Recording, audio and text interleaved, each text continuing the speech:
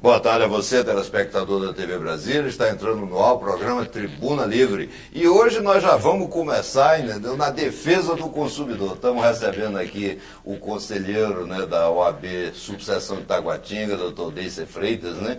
Mas além de conselheiro, você é o presidente da Comissão de Segurança Pública e vice-presidente também da Comissão de Defesa do Consumidor, né? E vamos falar um pouquinho sobre essa questão do consumidor. Mas seja muito bem-vindo, viu, doutor Deice? É um prazer enorme recebê-lo, viu? Doutor Raimundo, a alegria é minha, a satisfação é minha. Muito obrigado pelo convite. Fico extremamente satisfeito. Uma boa tarde para o senhor, uma boa tarde também para os nossos telespectadores. E vamos falar sobre a defesa do consumidor. Então vamos começar trabalhando? Vamos. Me diga uma coisa, normalmente quando as pessoas compram um carro, Sim, senhor. Primeiro tem a satisfação de ter um carro novo, né? Aí depois se lembra que aquilo foi comprado, não foi dado, né? Então começam as dores de cabeça, né? E eu, até semana passada, tive um fato interessante, né, que eu vou lhe contar aqui e compartilhar com todos os telespectadores. Rapaz, fui fazer a segunda revisão do carro, deu 900 e poucos reais. Uma loucura. E o pior é que você não entende nada, e como não tem tempo para discutir também, né, você paga e vai-se embora, né? Esse setor, ele dá muita dor de cabeça também para os consumidores, né? Sim, senhor. Então, o que você podia falar para a gente sobre isso? Deputado, quando nós adquirimos um veículo, né, o objetivo é ter algo novo, 0 quilômetro e sem problemas. Exatamente. Mas o que nós temos visto ultimamente é que os veículos podem apresentar inúmeros defeitos ou vícios. Então, pode ter um defeito de projeto, na concepção do projeto, pode ter um defeito de fabricação, de um sistema ou de uma peça. Pode ter também alguns vícios, algo que retira o valor, traz uma dor de cabeça para o cliente, seja alguma questão relacionada ao acabamento. Então, no rol dos chamados defeitos de fabricação, nós temos a possibilidade de termos problemas mais simples ou problemas mais complexos, em um único veículo, ou dois, ou em série. É por isso que vem o tal do recall, Exato. Porque... Exatamente. Então, o objetivo... E parece que está fazendo um favor enorme, né, de consertar a besteira que fez, né? Exatamente. Nós percebemos algumas distorções aqui no Brasil, como o senhor acabou de citar. Se o consumidor compra um veículo zero, este veículo tem que ser bom o suficiente para não expor a vida dele ou a segurança dele a riscos. É um princípio basilar do Código de Defesa do Consumidor. Automaticamente, se existe um problema nele, um defeito inerente, seja a concepção do projeto, fabricação ou vício, a montadora tem a obrigação de imediato efetuar as correções. Pois é, mas o pior é que quando ela manda uma carta para você, primeiro ela se coloca numa posição de superioridade, né? Segundo, ela marca o dia e a hora, quer dizer, não é de acordo com o interesse de quem foi lesado, no caso do consumidor, é de acordo com o interesse da empresa que fez a besteira. E o pior, deputado, além desta situação, o que nós percebemos é que esses recalls, ou seja, o chamamento do consumidor para que aquelas falhas sejam corrigidas no seu veículo, não são efetivos. Por exemplo, quando nós temos um defeito inerente à parte crítica, a de segurança crítica do veículo, sistemas de freios, a parte de embreagem, algo que pode, por exemplo, causar acidentes graves e mortes. Colocar em risco a vida da pessoa. Exatamente. Isso vai ter custo para a montadora. Mas ela é responsável. Claro. Porque ela vendeu o produto, a concepção do carro. E o produto está viciado. Exato. O que ocorre? Aparece aquela notícia muito rápida e se falando rapidamente e passando na tela, na televisão, o consumidor olha para aquilo e não entende. Devido a um problema de consumidor, favor procurar a concessionária, o consumidor olha para aquilo, poxa, mas... Isso é comigo? Exato. Isso é comigo? E aí quando os consumidores, muitos deles não têm a informação devida, precisa e reiterada, não é só passar uma vez. Uma das questões que nós defendemos é que esse recall tenha efetividade. Por exemplo, a partir do momento que for considerado um lote de veículos, com defeito de fabricação ou que necessite de recall, deveria vir no sistema do Detran alguma informação para que quando fosse impresso o IPVA do ano seguinte, houvesse uma obrigatoriedade do consumidor de se dirigir até uma concessionária para fazer o reparo. Eu posso até dar uma sugestão. Me diga uma coisa, quando você compra um carro, não é igual você comprar uma balinha. Exatamente. E bota na boca. Quando você compra um carro, fica registrado, não fica? Fica. O seu nome, endereço, telefone, tal, até para poder cobrar quando a gente compra a prestação, né? Então, se tem esse registro, por que a concessionária não vai lá na casa do sujeito? Interessante. Informar que existe um problema e que pedir desculpa e dizer que vai corrigir. Interessante que quando nós ficamos devendo e não pagamos, os nossos nomes são colocados nos órgãos de restrição de crédito. Os SPC da vida, Serasa, essas coisas. Por qual razão que as montadoras, concessionárias também não têm uma obrigação similar, como o senhor acabou de dizer? Poxa, nós temos um telefone, nós temos um e-mail. E tudo isso é do conhecimento deles. Exato. A questão é que, no Brasil, o que se percebe, doutor Raimundo, é uma tolerância excessiva, uma benesse excessiva dos órgãos de proteção e defesa do consumidor. Que deveriam ser órgãos de proteção Exato. e defesa do consumidor, né? Para com as montadoras e concessionárias nesse tocante. Aliás, vamos falar então um pouquinho também, eu acho que ainda tem um minuto para a gente falar sobre isso.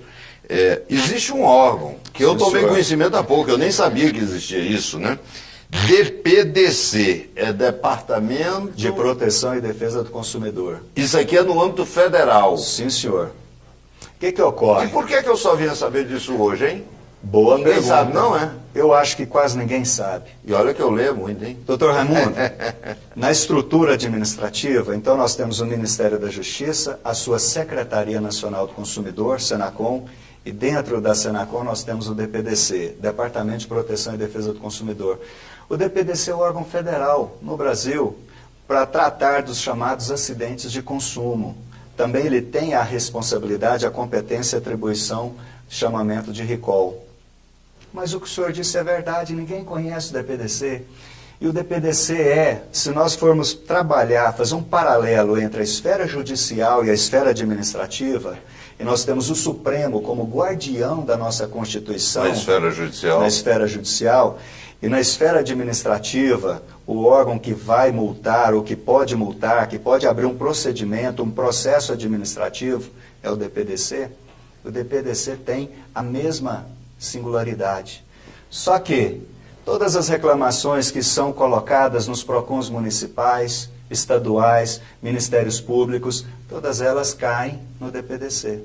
Ah, vai tudo para lá. Sim, senhor. O DPDC hoje é um órgão extremamente repleto de informações e com um poder muito significativo. E por que não faz nada? Porque, por exemplo, tem algumas operadoras de negócio de telefone celular, porque a telefonia celular nossa também é uma desgraça, né? Sim, senhor. Toda hora é reclamação, não sei o que e tal. E a gente não vê ninguém sendo multado. Esse órgão não é para defender os interesses do consumidor? Doutor Raimundo, essa é uma outra situação que nós questionamos. Se o órgão tem essa responsabilidade de fazer a defesa do consumidor, ele tem que fazer. É o dever, então, a princípio já encontramos um culpado, viu? A princípio já encontramos um culpado. O culpado é esse DP não sei o quê, né?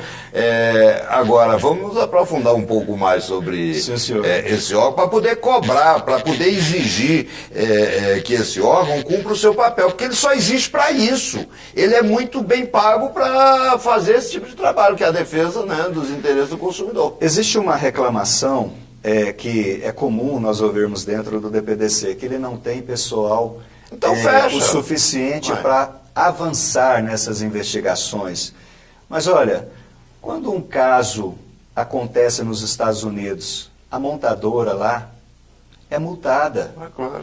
Se esta produção é similar aqui no Brasil, uma das questões que nós também discutimos e que já foi acatado, já foi considerado pela Promotoria de Defesa do Consumidor do Estado de Minas Gerais, do Ministério Público de Minas Gerais, que é nós trabalharmos por indícios. Que é outro órgão que também deve trabalhar, né? Existe uma Promotoria de Defesa do Consumidor que devia estar fazendo esse tipo de trabalho, devia estar defendendo. Agora, já chegou ao cúmulo do absurdo, por exemplo, do PROCON de Minas, que faz parte da estrutura do Ministério Público, tomar providências em relação a veículos específicos e marca montadora.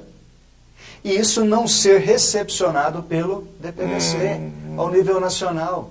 Entendi. Ora, se um órgão menor atua cobrando, automaticamente o órgão federal, amplitude nacional, deveria acompanhar e fazer a mesma coisa. Porque se o problema acontece, exemplo, em Minas Gerais, também acontece Claro, na Paraíba, em todos os lugares, no Amazonas, em São Paulo.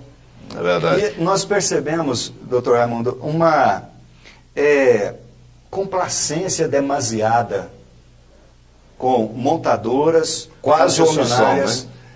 E um desmérito. Hoje, se o consumidor for buscar a defesa do seu direito, nesses casos relacionados a defeitos de fabricação no setor automotivo, é muito emblemático, é muito complicado. É quase que uma via sacra, uma via crucis, lidar com tantas variantes, tantos Você problemas. se perde na burocracia, né? Exato. Mas deixa eu dizer uma coisa, porque a gente tem que encerrar também. O nosso Sim, tempo senhor. aqui é curto, né? Eu estou sabendo que você, através da OAB, né, está ajudando muito também a Academia Taguatinense de Letras, né? Nossos amigos lá, o Gustavo Dourado e vários outros amigos, né? Como é que vocês estão trabalhando em conjunto? Parece que você está divulgando. Sim, eu sou membro honorário lá da Academia Taguatinense de Letras. O nosso presidente, o Gustavo Dourado, uma pessoa de extremo valor, muito dedicada. A academia, ela precisa, né, de algumas coisas lá, deputado. A estrutura, o prédio, precisa jogar para o chão e refazer. Né? Então, nós temos alguns problemas. O espaço cultural ali em Taguatinga, do lado da administração, precisa de uma atenção maior, que tem sido negligenciado pelo administrador. Então, nós temos observado hoje um certo abandono daquele espaço cultural. E a OAB quer ajudar. Quando nós observamos a cultura no Brasil, saúde, educação, nós percebemos um abandono, nós percebemos um desleixo. Mas nós temos que revalorizar, nós temos que resgatar, nós temos que buscar trazer para dentro da sociedade, expandir esse trabalho no âmbito da cultura. Bom, Neice, é verdade, eu quero agradecer muito, né? Você ter encontrado um tempinho para falar aqui com a gente. Aliás, eu quero também parabenizar, né, a OAB na sua pessoa, na pessoa do Bueno, nosso amigo senhor Juliano, né? Pela excelência do debate que vocês fizeram na OAB com a presença de 172 pessoas operadoras do direito, né? Sim, senhor. Sobre o Código Penitenciário, que é um projeto de lei que é de minha autoria, do Rodrigo Delmasso, sim, né? Senhor. Que institui o Código Penitenciário no Distrito Federal. Mas hoje não vai dar tempo para a gente falar. Doutor Raimundo, é um prazer. Nosso agradecimento ao senhor, ao doutor Juliano, presidente da nossa seccional, ao doutor Bueno, presidente da nossa subseção, aos demais colegas nossos lá na subseção. Realmente foi uma grata satisfação. Nesta segunda-feira nós realizamos o seminário, né, sobre o Código Penitenciário do DF, com a presença do senhor, do professor Evilásio, da Faculdade de Mauá, como também do doutor Alexandre Queiroz, que eu tenho extrema admiração. Doutor Ademar Vasconcelos. Sim, senhor, e outros grandes nomes de peso. Foi uma honra. É um código que vai trazer muita garantia na atividade da advocacia. O advogado ele vai usar muito das prerrogativas e garantias presentes ali no código. É verdade, eu que quero agradecer a sua presença e dizer o seguinte, para você, telespectador do Tribuna Livre, parabéns para a Ordem dos Advogados. Essa sim é uma instituição que defende os interesses da sociedade e o Estado Democrático de Direito. Tribuna Livre volta já já.